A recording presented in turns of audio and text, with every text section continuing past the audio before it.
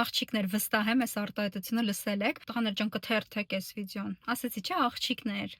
Մերսի շատ։ Այն որ տղաները ինչ որ բան են աղջկան արգելում, ասում են ես քեզ վստահում եմ, ես չեմ վստահում այլ տղամարդկանց։ Մի րոպե։ Այսինքն եթե իրենք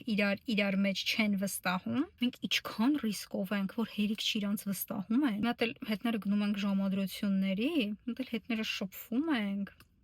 Լավ, այս կատակ բոլորին պետք չի նույն արշինով չափել։ Այս արտահայտության մասին ուզեցի խոսել, որովհետև սա լավագույնս ցույց է տալիս, որ անգամ այն տղամարդիկ, ովքեր ասում են, ֆեմինիզմի կարիք չկա, կանանց համար ամեն ինչ հրաշալի է, այլ ինչ իմաստ ունի, բլա բլա բլա, անգամ իրենք ենթագիտակցորեն հասկանում են, որ այս համակարգում կանայք ինքան խոցելի են, որ մեկ այլ տղամարդուց եկած վտանգը դեպի կինը